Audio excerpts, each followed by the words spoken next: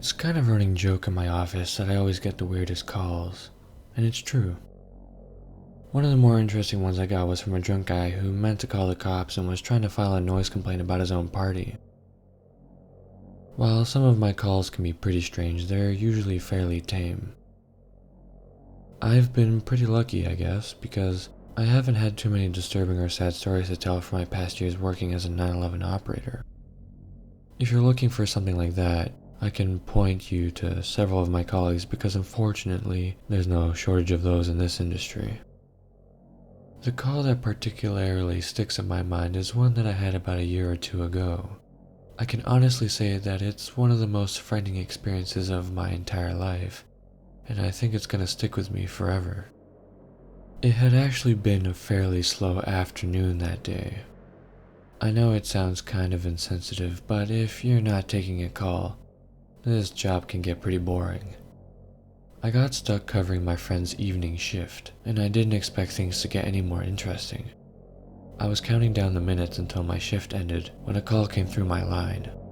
I put the headset on and ran through the usual script. 911, what is your emergency? I think there's someone in my house. The voice sounded like it belonged to a young child. My heart sank. Calls from children were always the worst. We're trained to get as much information from each caller as possible. This makes it easier to more fully understand the situation, as well as figure out which emergency services we need to dispatch. What's your name, sweetie?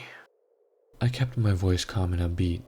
There was no need in scaring them any further than they undoubtedly already were. Elizabeth, she said softly. I think she might have been crying. That's a beautiful name. Mine's Amelia. Even though I didn't show it, I was beginning to get nervous. This is very important. Can you tell me what's happening right now? The line was quiet for a moment, but then Elizabeth started talking.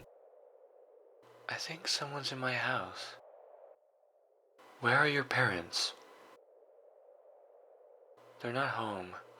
I'm not sure where they are. I was pretty angry when I heard this.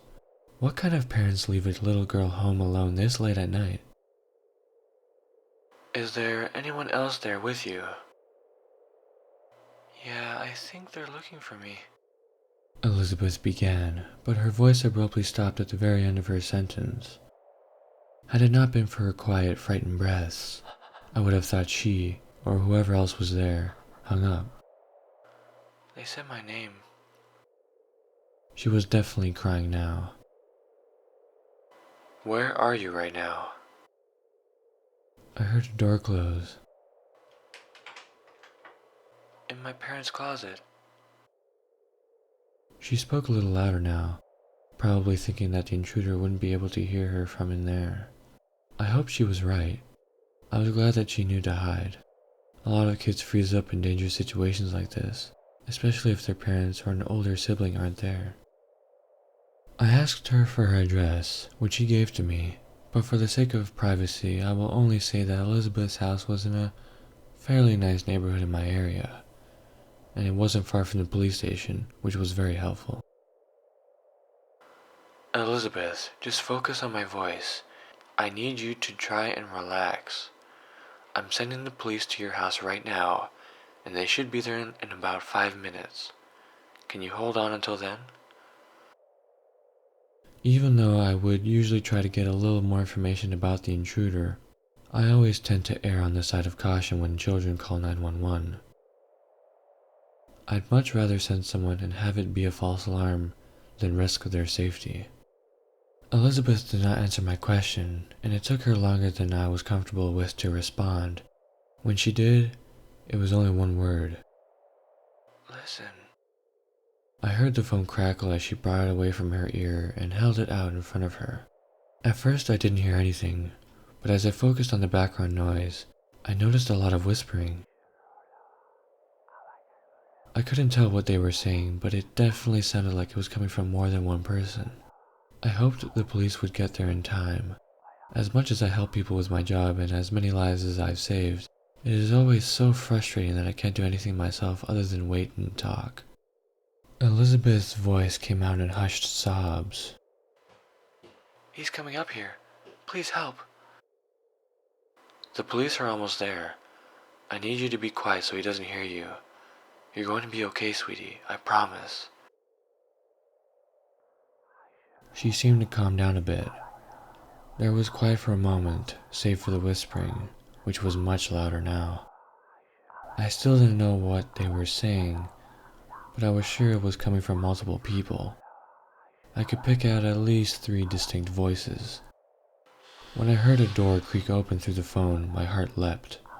Elizabeth screamed, and I knew that the intruders had found her.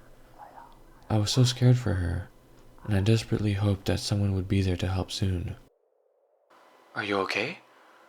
I need you to tell me what's going on." I was trying, and failing, to stop my voice from cracking. I couldn't let her know that I was afraid. "There's a man. He has really long legs and a really big smile." My imagination was running away from me.